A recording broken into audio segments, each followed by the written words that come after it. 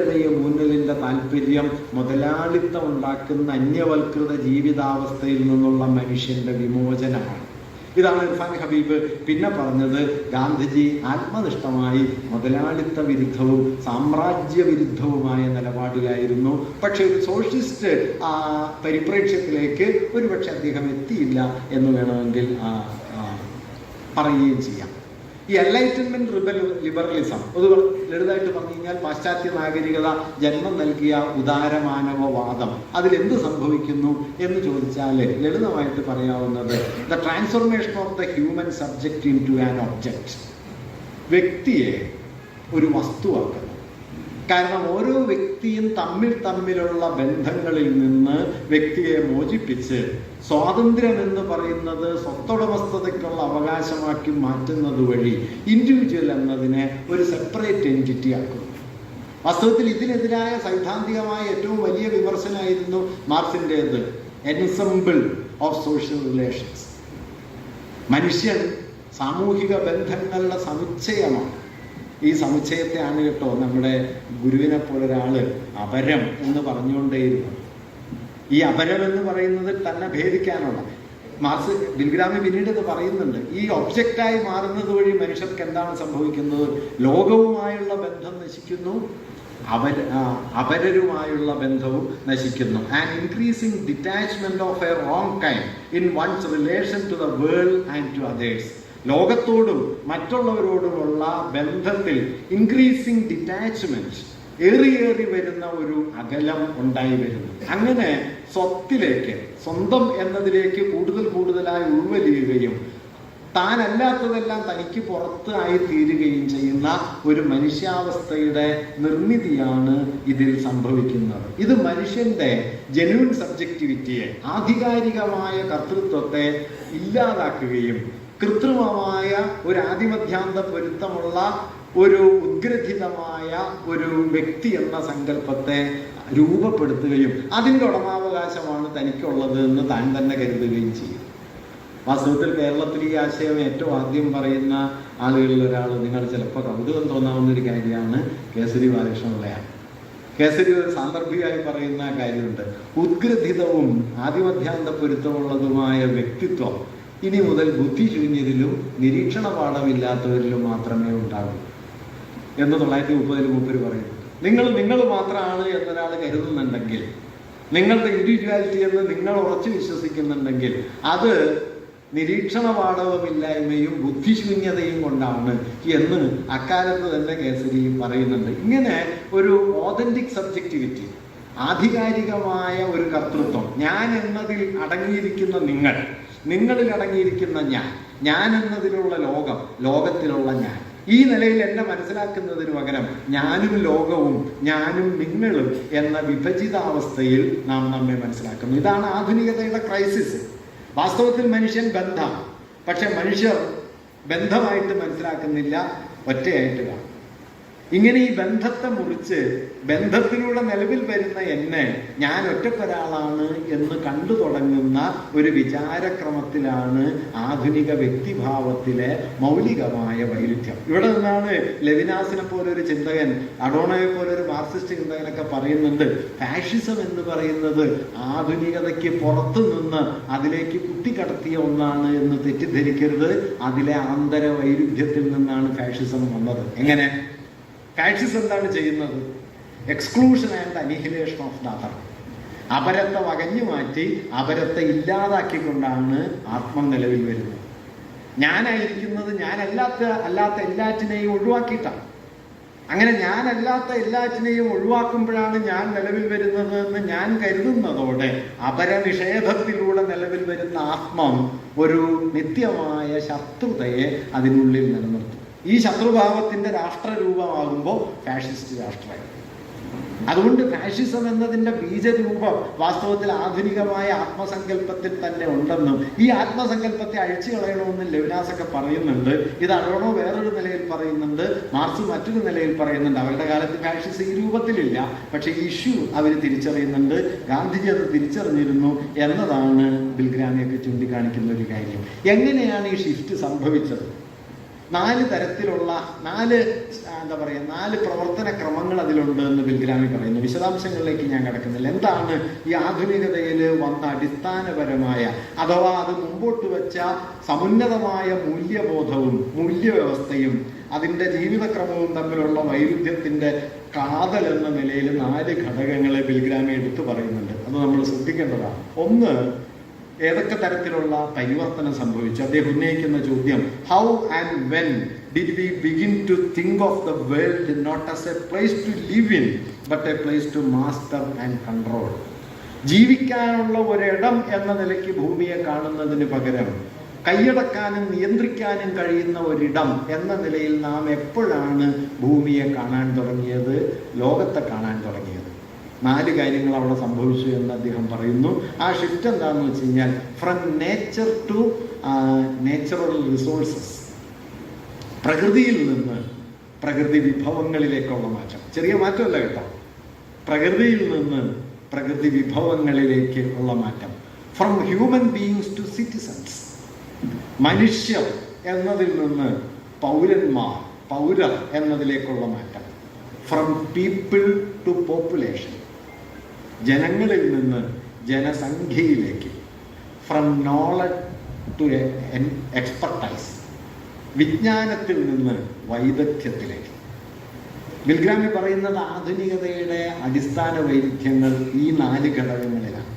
പ്രകൃതിയെ പ്രകൃതി വിഭവമാക്കി. എന്താ വ്യത്യാസം? പ്രകൃതി എന്നത് നിങ്ങൾ വസിക്കുന്ന ഒരിടമാണ്. പ്രകൃതി വിഭവം എന്ന് പറയുന്നത് നിങ്ങൾക്ക് പുറത്തുള്ള ഒന്നാണ്. വിഭവം എന്ന് പണ്ട് വിജയമാഷ് പറയും, ചൂഷണം എന്ന വാക്ക് മലയാളത്തിൽ ഒരു ഒരു കുറ്റബോധവും കൂടാതെ നിങ്ങൾക്ക് ഉപയോഗിക്കാവുന്ന ഒരേ ഒരു സന്ദർഭമേ ഉള്ളൂ. അത് പ്രകൃതി വിഭവങ്ങളെ ചൂഷണം ചെയ്യുക എന്ന് പറയുന്നത്. കാരണം പ്രകൃതി വിഭവം നമുക്ക് ചൂഷണം ചെയ്യാവുന്നതാണല്ലോ. മാർക്സ് പ്രകൃതിയെക്കുറിച്ച് പറഞ്ഞൊരു വാക്യം ഓർക്കേണ്ടതാണ്. ഞാൻ ഈ മാർക്സ് പറഞ്ഞു എന്ന് പറയുന്നത് എന്തുകൊണ്ടാന്ന് വെച്ച് കഴിഞ്ഞാൽ, ഇതൊന്നും മാർക്സിസം അല്ല എന്നും ഇതൊക്കെ മറ്റെന്തോ ആണെന്നും ധാരാളം പേര് ഇപ്പൊ കരുതുന്നുണ്ട്. ഞാൻ മാർക്സ് ഇങ്ങനെയൊക്കെ പറഞ്ഞിട്ടുണ്ടെന്ന് ഓർമ്മിപ്പിക്കുകയാണ്. മാർക്സ് പറഞ്ഞ വാക്യം, nature is the inorganic body of the human being. എന്താണ് പ്രകൃതി? മനുഷ്യന്റെ അജൈവ ശരീരം. പ്രകൃതിയും മനുഷ്യനും തമ്മിലുള്ളത് വിഭജിത ബന്ധങ്ങളല്ല, പ്രകൃതിയും മനുഷ്യനും തമ്മിലുള്ളത് വൈരുദ്ധ്യാത്മകമായ ബന്ധമാണ്. എൻ്റെ ശരീരം ഇതാണ്, പ്രകൃതി എൻ്റെ അജൈവ ശരീരമാണ്. ഈ അജൈവ ശരീരവും ജൈവ ശരീരവും തമ്മിലുള്ള ചേർച്ചയിലാണ് പ്രകൃതി നിലനിൽക്കുക. നോക്കൂ, മാനുഷികമായി തീർന്ന പ്രകൃതിയാണ് നമ്മൾ കാണുന്നത്, കേവല പ്രകൃതിയല്ല. അതുപോലെ പ്രാകൃതികമായി തീർന്ന ശരീരമാണ് നമ്മുടേത്, കേവല ശരീരമല്ല. കേവല ശരീരം എന്നൊന്നില്ല, കേവല പ്രകൃതി എന്ന ഒന്നുമില്ല. ഈ കേവല പ്രകൃതിയെയും കേവല ശരീരത്തെയും സൃഷ്ടിച്ച് മനുഷ്യന് പുറത്തു നിൽക്കുന്ന കേവല പ്രകൃതി എന്ന സങ്കല്പം, അല്ലെങ്കിൽ പ്രകൃതിക്ക് പുറത്തുള്ള കേവല മനുഷ്യൻ എന്ന സങ്കല്പം വാസ്തവത്തിൽ മുതലാളിത്ത ആധുനികത ജന്മം നൽകിയ ഒരു വൈരുദ്ധ്യമാണ്, ഒരു ബൈനറിയാണ്. ഈ ബൈനറിയുടെ കേന്ദ്രത്തിലാണ് മാർക്സ് പോയി തൊടുന്നത്. Nature is the inorganic body of the human being എന്ന് പറയുന്നത്. അതുകൊണ്ടാണ് ബിൽഗ്രാമി പറയുന്നത് ആധുനികതയ്ക്കകത്തുണ്ടായ ഒരു പ്രധാനപ്പെട്ട ക്രൈസിസ് നേച്ചർ എന്നതിനെ നേച്ചുറൽ റിസോഴ്സസ് ആക്കി, ഹ്യൂമൻ ബീയിങ്സ് എന്നതിനെ സിറ്റിസൺസ് ആക്കി. വാസ്തവത്തിൽ ദേശരാഷ്ട്രം എന്ന് പറയുന്നത് അവിടെ വരുന്നുണ്ടോ, നാളെ ഞാൻ അതിനെക്കുറിച്ച് കുറച്ച് വിശാലമായിട്ട് പറയാം. ഈ മനുഷ്യർ എന്ന് പറയുമ്പോൾ മനുഷ്യരെന്താണ്? മനുഷ്യർ സാർവലൗകികമായ ഒരു ജീവിതാവസ്ഥയുടെ ഉടമകളാണ്, മനുഷ്യവംശം. പക്ഷെ ആധുനികതയിൽ മനുഷ്യൻ എന്തായി തീർന്നു? രാഷ്ട്രത്തിലെ പൗരസമൂഹമായി തീർന്നു. നിങ്ങൾ ഏതെങ്കിലും രാജ്യക്കാരനായി തീർന്നു. നിങ്ങൾ വ്യക്തിയായിരിക്കുമ്പോൾ ഏതെങ്കിലും രാഷ്ട്രത്തിലെ പൗരത്തിന്റെ ഭാഗമാകുന്നു. രാഷ്ട്രത്തിലെ പൗരരുടെ ഭാഗമാകുന്നതോടെ നിങ്ങൾ രാഷ്ട്രത്തോട് കൂറ് പുലർത്താൻ ഉത്തരവാദിത്വമുള്ളവരായി തീർന്നു. അങ്ങനെ രാഷ്ട്രത്തിലെ പൗരന്മാരായി തീർക്കുകയും മനുഷ്യവംശത്തിന്റെ സാർവലൗകിക സാഹോദര്യം എന്നതിൽ നിന്ന് ഒരു ഇടുക്കത്തിലേക്ക് മനുഷ്യരെ തന്നെ കൊണ്ടുപോവുകയും ചെയ്യുന്ന ഒന്നാണ് citizenship. Human beings to citizenship എന്ന് പറയും. മൂന്നാമത്തേത് പീപ്പിൾ ടു പോപ്പുലേഷൻ. ജനങ്ങൾ എന്ന് പറഞ്ഞു കഴിഞ്ഞാൽ വൈരുദ്ധ്യങ്ങളും ആശകളും അഭിലാഷങ്ങളും തൃഷ്ണാജീവിതവും ഒക്കെ കൂടിക്കലർന്ന ഒന്നാണ്, ഒരു ജൈവികതയാണ് ജനങ്ങൾ എങ്കിൽ പോപ്പുലേഷൻ എന്ന് പറയുന്നത് ഒരു ബൗണ്ടറിക്കുള്ളിൽ, ഒരു രാഷ്ട്രാതിർത്തിക്കുള്ളിൽ താമസിക്കുന്ന മനുഷ്യരുടെ എണ്ണമാണ് പോപ്പുലേഷൻ. ലളിതമായി പറഞ്ഞാൽ പോപ്പുലേഷൻ ഒരു സ്റ്റാറ്റിസ്റ്റിക്സ് ആണ്. പീപ്പിൾ എന്ന് പറഞ്ഞാൽ ഒരു ഓർഗാനിക് റിയാലിറ്റിയാണ്. From people to population. നാലാമത്തത് ഫ്രം നോളജ് ടു എക്സ്പെർട്ടൈസ്. നമ്മുടെ എല്ലാ വിജ്ഞാനവും ഏതാണ്ട് വൈദഗ്ധ്യമായി തീർന്നതുകൊണ്ട് വിജ്ഞാനത്തിൻ്റെ മൂല്യം എന്ന് പറയുന്നത് നമുക്ക് ആവശ്യമേ ഇല്ലാത്ത ഒന്നായി തീർന്നു. അതുകൊണ്ട് എത്ര വിജ്ഞാനം നേടിയതിനു ശേഷവും എത്ര സാമൂഹ്യ വിരുദ്ധമായി ജീവിക്കാനും ഒരു പ്രയാസമില്ല എന്നത് നമ്മുടെ വലിയൊരു സിദ്ധിയായിട്ട് പിൽക്കാലത്ത് മാറിത്തീരുകയും ചെയ്തു. ഈ 4 ഘടകങ്ങളിൽ ഊന്നിയിട്ടാണ്, ഈ 4 ഘടകങ്ങളെ മറികടക്കാനാണ് വാസ്തവത്തിൽ മാർക്സും ഗാന്ധിയും ഈ നോൺ ഏലിയനേറ്റഡ് ലൈഫ് എന്നതിൽ നിന്ന് ശ്രമിച്ചത് എന്നാണ് ഇവർ പറയുന്നത്. അത് വാസ്തവത്തിൽ ആധുനികത മുമ്പോട്ട് വെച്ച മൂല്യവ്യവസ്ഥയും അതിനുള്ളിൽ ഞാൻ നേരത്തെ പറഞ്ഞ മൂലധനം ആധുനികതയുടെ ജീവിതക്രമത്തിൽ സർവഗ്രാഹത്വം കൈവരിച്ചതോടെ അതിന് സംഭവിച്ച വിപര്യവും തമ്മിലുള്ള ഒരു ബന്ധമാണ്. നേച്ചർ ടു നാച്ചുറൽ റിസോഴ്സസ് എന്നത്, ഹ്യൂമൻ ബീയിങ്സ് ടു സിറ്റിസൺസ് എന്നത്, പീപ്പിൾ ടു പോപ്പുലേഷൻ എന്നത്, നോളജ് ടു എക്സ്പെർട്ടൈസ് എന്നത്. ഇതോടെ ഉപകരണവാദപരമായ പ്രയോജനവാദത്തിൻ്റെതായ ഒരു ജീവിതക്രമമായിട്ട് ആധുനികത മാറിത്തീരുകയും അവിടെ പ്രകൃതി എന്ന് പറയുന്നത് കൂടുതൽ കൂടുതൽ വസ്തുവൽക്കരിക്കപ്പെട്ട ഒന്നായി തീരുന്നു. അറിവ് എന്ന് പറയുന്നത് വൈദഗ്ധ്യമായി തീരുന്നു. ശാസ്ത്രം എന്നത് സാങ്കേതിക വിദ്യയായി തീരുന്നു. ജനങ്ങൾ എന്ന് പറയുന്നത് ജനക്കൂട്ടമായി തീരുന്നു എന്ന് പറയാം. ഈ പ്രക്രിയകളെ ആകമാനം സൂചിപ്പിക്കാൻ മാർക്സ് ഉപയോഗിച്ച ഒരു വാക്ക് വസ്തുവൽക്കരണം എന്നതാണ്. റൈഫിക്കേഷനോ ഫെറ്റിഷിസം മുതലായ വാക്കുകളാണ്. ഗാന്ധിജി ഉപയോഗിച്ച വേറൊരു വാക്ക്, അദ്ദേഹം ഈ വാക്കല്ല ഉപയോഗിച്ചത്, ഡീസാക്രലൈസേഷൻ എന്ന് പറയുന്നു. വിശുദ്ധവൽക്കരണത്തിനെതിരെ. സക്രഡ് എന്ന് പറഞ്ഞു കഴിഞ്ഞാൽ വിശുദ്ധമായത്. ഈ വിശുദ്ധീകരണത്തിൻ്റെ അപവിശുദ്ധീകരണം, പ്രകൃതിയുടെ അപവിശുദ്ധീകരണം എന്ന ഒട്ടൊക്കെ മതാത്മകമായ ഒരു വാക്കാണ് ഗാന്ധിജി ഉപയോഗിച്ചത്. ഒരുപക്ഷെ ഗാന്ധിജിയെ കുറിച്ച് നമ്മൾ പറയുമ്പോൾ ഗാന്ധിയിൽ ഈ എന്താ പറയുക, മതാത്മകതയുടെ ഒരു വലിയ ലോകം ഏറെക്കുറെ എപ്പോഴും നിലനിൽക്കുന്നുണ്ട് എന്ന് നമുക്ക് നോക്കിയാൽ കാണാൻ പറ്റും. അദ്ദേഹം ഇപ്പം ഗാന്ധിയെ കുറിച്ച് പറയുന്ന വളരെ മുമ്പ് ഫാഷിസ്റ്റ് തലമുറ കിടക്കുന്ന കാലത്ത് ഗ്രാംഷി ഗാന്ധിയെ കുറിച്ച് എഴുതുന്നുണ്ട്. അന്ന് ഗ്രാംഷി ഗാന്ധിയെ കുറിച്ച് പറയുന്നത് new theorization of passive revolution with religious overtones എന്നാണ്.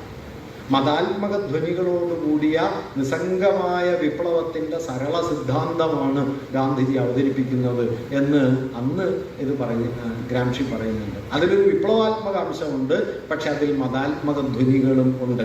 ഈ മതാത്മക ധ്വനികളെ മാത്രം മുൻനിർത്തി നമ്മൾ ഗാന്ധിജിയെ കണ്ടാൽ പോരാ, അതിലെ വിപ്ലവാത്മകമായ ചില ഉള്ളടക്കങ്ങളെയും നമ്മൾ കാണണം എന്ന് അദ്ദേഹം സൂചിപ്പിക്കുകയും ചെയ്യുന്നുണ്ട്. അങ്ങനെ നോക്കിക്കഴിഞ്ഞു കഴിഞ്ഞാൽ ഗാന്ധിജിയിൽ 2-3 മൗലികമായ പ്രശ്നങ്ങൾ കൂടിയുണ്ട്. ധാരാളം കാര്യങ്ങൾ ഇനി പറയാനുണ്ട്, സമയം വൈകുന്നുള്ളത് കൊണ്ട് ഞാൻ അതിൻ്റെ മറ്റ് വിശദാംശങ്ങളിലേക്ക് കടക്കാതെ ഒരു പോയിന്റ് കൂടി പറഞ്ഞത് അവസാനിപ്പിക്കാം.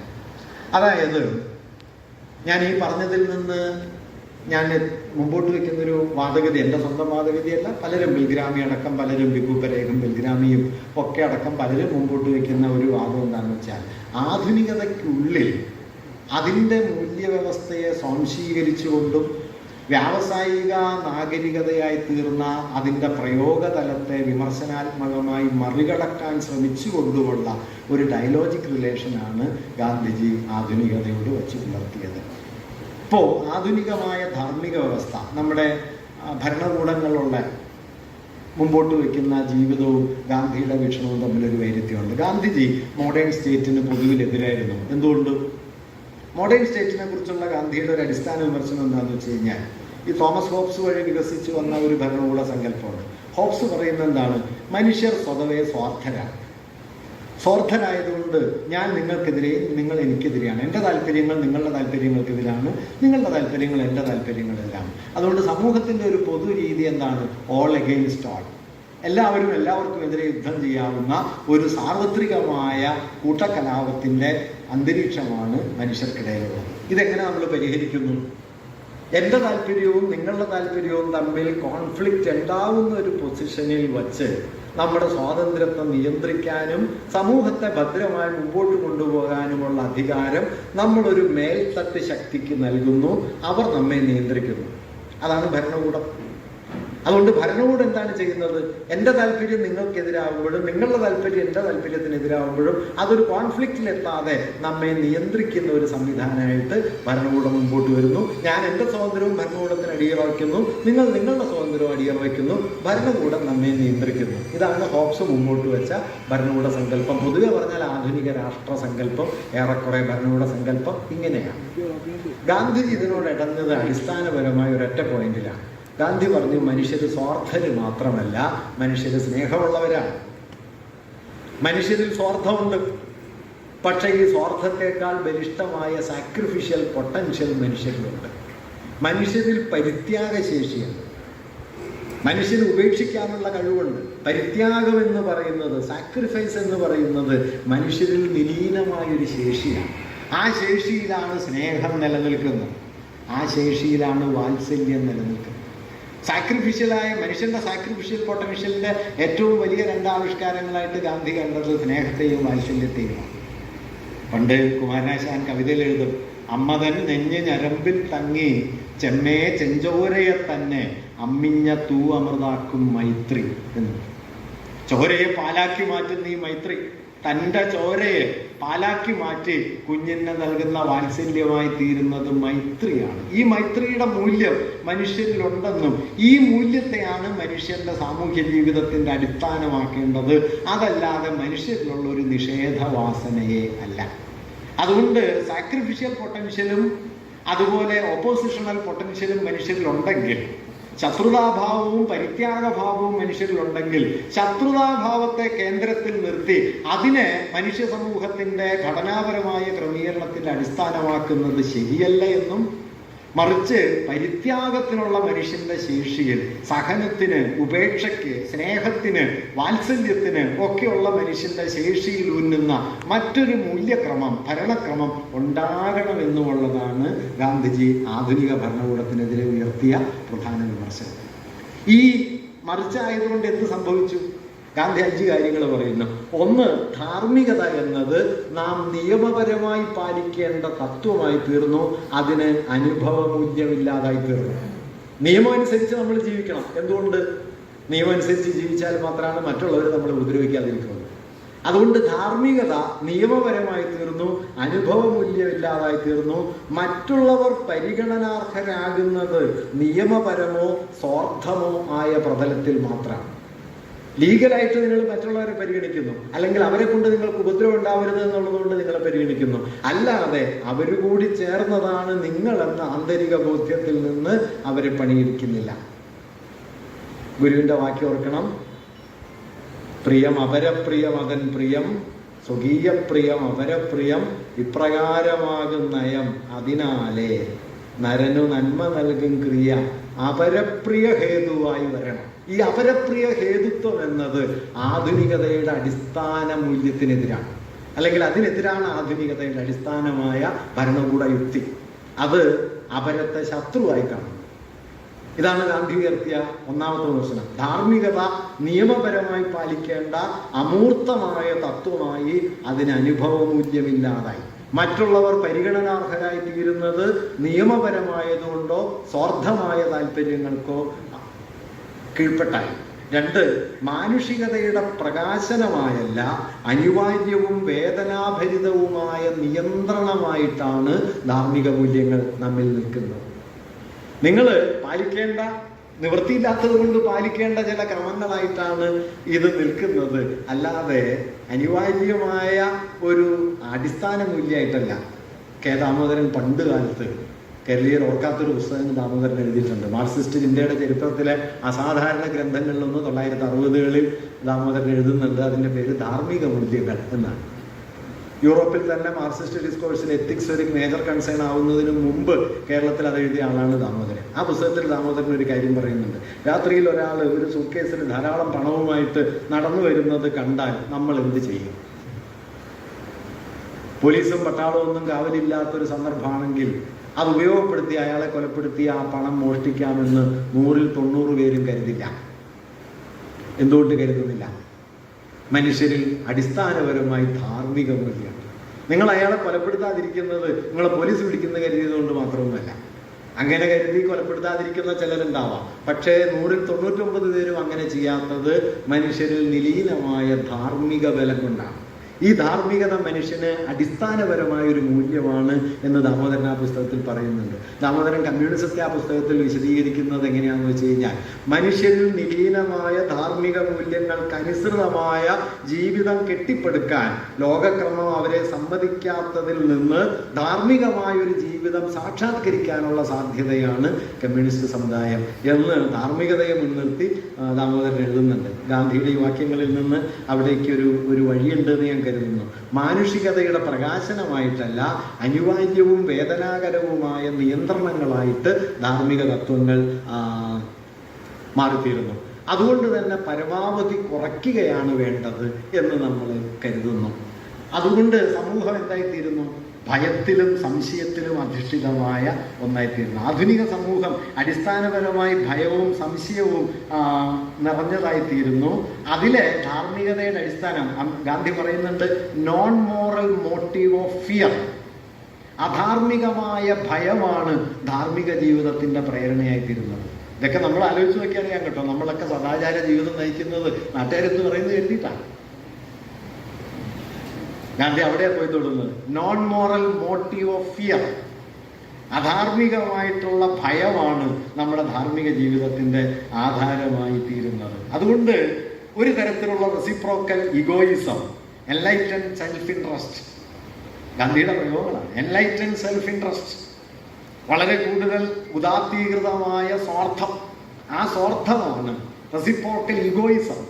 ഓരോരുത്തരും അവരുടെ അഹത്തിൽ അമിതമായി ഊന്നുകയും ഞാൻ എൻ്റെ അഹത്തിലും നിങ്ങൾ നിങ്ങളുടെ അഹത്തിലും ഊന്നുകയും നമുക്കിടയിൽ വിഭജനത്തിന്റെ വലിയ ഭിത്തികൾ നിരന്തരം ഉയർന്നു വരികയും ചെയ്യുന്ന ഒരു ജീവിതക്രമം. അന്തിമമായി ഇതെന്തുണ്ടാക്കുന്നു?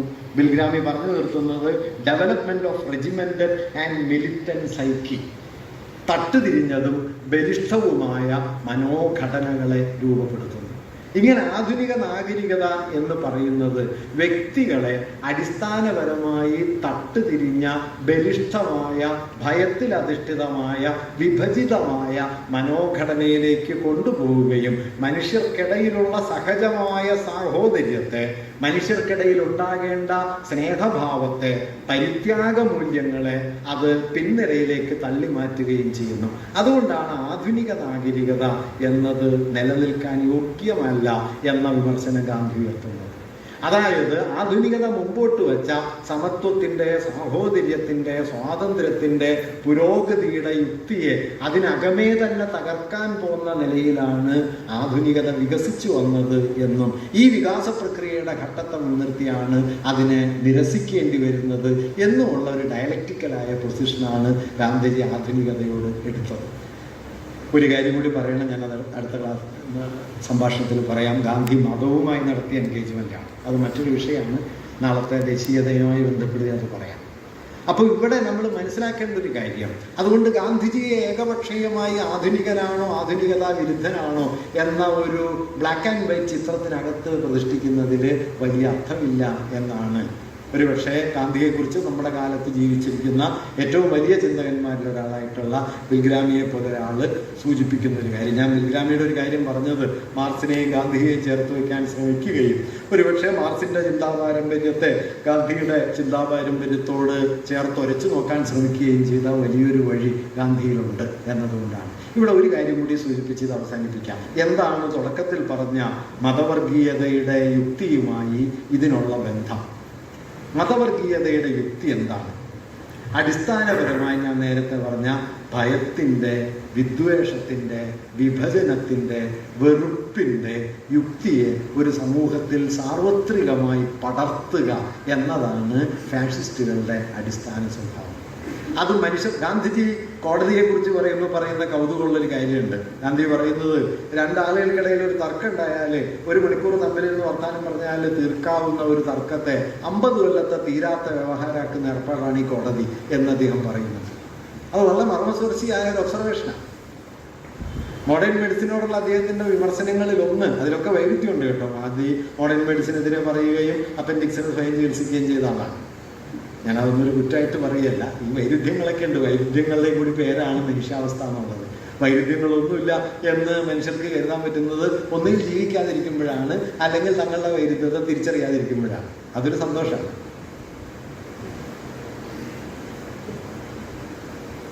അനുഗ്രഹീതരായ മനുഷ്യരാണ്. ആത്മബോധമില്ലായ്മ കൊണ്ട് ഗാന്ധിയിൽ ഈ പ്രശ്നങ്ങളൊക്കെ ഉണ്ട്. പക്ഷെ ഗാന്ധി മോഡേൺ മെഡിസിനെ കുറിച്ച് ഉന്നയിച്ചൊരു വിമർശനം, അത് നിങ്ങളുടെ ശരീരത്തെ ഒരു വസ്തുവാക്കി മാറ്റുന്നു.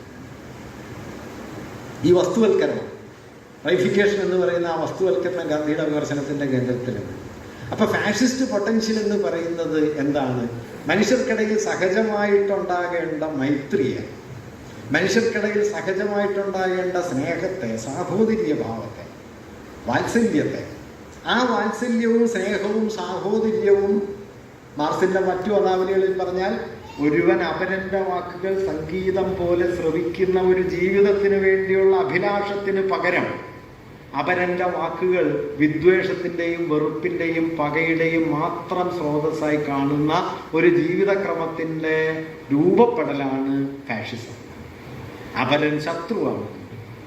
ഈ അപരത്തെ ശത്രുതയിൽ നിർത്തുന്ന അടിസ്ഥാന യുക്തി ആധുനികതയ്ക്കുള്ളിൽ കാലത്തിൽ വികസിച്ചു വന്നിട്ടുണ്ടെന്നും ആധുനികതയുടെ വിപുലമായ ജീവിത വ്യവസ്ഥയെ മൂലധനം വിഴുങ്ങുന്നതോടെ അത് മറുപുറത്തേക്കുള്ള സഞ്ചാരമായി തീരുന്നു. അതുകൊണ്ട് ലിബർട്ടി, ഇക്വാലിറ്റി, ഫ്രറ്റേണിറ്റി എന്നത് ലിബർട്ടി പ്രോപ്പർട്ടി ആയി തീരുന്നു.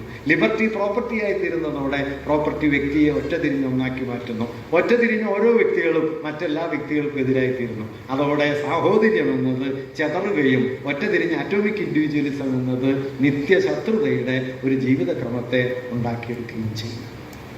ഈ പോയിന്റിൽ നോക്കുമ്പോഴാണ് അന്യവൽകൃതമായ ജീവിതം എന്നത് ആധുനികതയ്ക്കുള്ളിൽ പടിപടിയായി വികസിച്ചു വരുന്നുണ്ടായിരുന്നുവെന്നും ആ അന്യവൽകൃത ജീവിതാവസ്ഥക്കെതിരായ മനുഷ്യവംശത്തിന്റെ ചിന്തയുടെ ചരിത്രത്തിലെ രണ്ട് വലിയ പ്രയോഗസ്ഥാനങ്ങളാണ് മാർസിന്റെ മൂലധന വിമർശനവും ഗാന്ധിയുടെ ആധുനിക നാഗരികതാ വിമർശനവും എന്ന് കാണണം എന്ന് ഈ ബിൽഗ്രാമിയെ പോലൊരാൾ പറയുന്നത്. ഞാനിത് അപ്പാടെ സ്വീകരിക്കണം എന്നൊന്നും പറയല്ല, മറിച്ച് നമ്മൾ മനസ്സിലാക്കേണ്ട കാര്യം ഗാന്ധിജി എന്നത് അദ്ദേഹത്തിൻ്റെ വാക്കുകളൊക്കെ നിഷ്കളങ്കമാണ്, ലളിതമാണ് എങ്കിലും അദ്ദേഹത്തിൻ്റെ ചിന്തയ്ക്ക് നല്ല ആഴമുണ്ട്. കാരണം ചിന്തിച്ചുണ്ടാക്കിയതല്ല, ചരിത്രത്തിൻ്റെ നടുവിൽ നിന്ന്, ജീവിതാനുഭവങ്ങളിൽ നിന്ന് നിർദ്ധാരണം ചെയ്തെടുത്തതാണ്. അതിൻ്റെ വൈരുദ്ധ്യങ്ങളുടെ നടുവിൽ ജീവിച്ച ഒരാളാണ്. അതുകൊണ്ട് ആധുനികതയുമായുള്ള ഗാന്ധിയുടെ സംവാദങ്ങളെ നിഷേധാത്മകമായിട്ടല്ലാതെ അതേസമയം തന്നെ ഗാന്ധിജിയുടെ പരിമിതികളെയും നമ്മൾ കാണണം.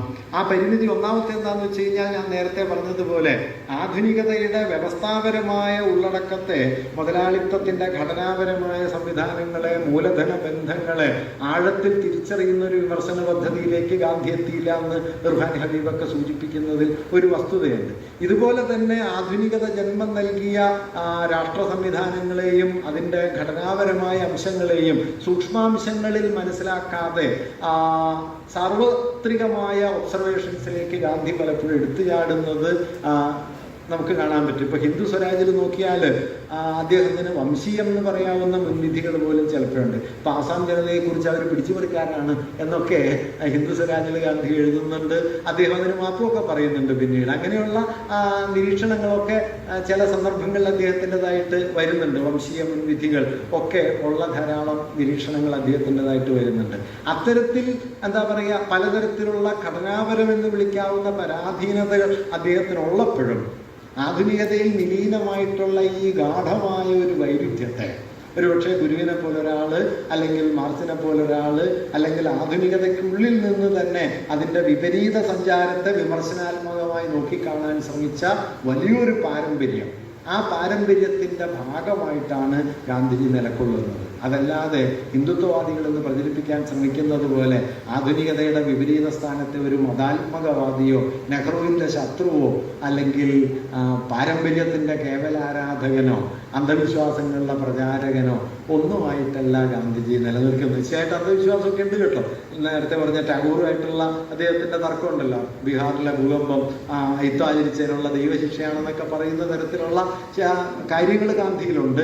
അതൊക്കെ നിലനിൽക്കെ തന്നെ there is a theoretical issue in Gandhi's political thinking എന്നതാണ്. അത് മൊഡേണിറ്റി ആയിട്ടുള്ള ഗാന്ധിയുടെ എൻഗേജ്മെൻ്റാണ്. അപ്പം അങ്ങനെയുള്ള ആഴമുള്ള ഒരു വിനിമയം ഗാന്ധി നിലനിർത്തുന്നുണ്ട് എന്നുകൂടി മനസ്സിലാക്കി മനസ്സിലാക്കിക്കൊണ്ട് നമുക്ക് ഗാന്ധിജിയെ ഉൾക്കൊള്ളാനായിട്ട് പറ്റേണ്ടതുണ്ട്. അദ്ദേഹത്തിൻ്റെയോടുള്ള സ്വീകരണവും അദ്ദേഹത്തോടുള്ള വിമർശനവും നിശ്ചയമായും ഈ വൈരുദ്ധ്യാത്മകമായ ഒരു പ്രതലത്തിലാണ് നടക്കേണ്ടത് എന്നൊരു കാര്യമാണ് ഞാൻ മുഖ്യമായിട്ടും പറയാൻ ആഗ്രഹിക്കുന്നത്.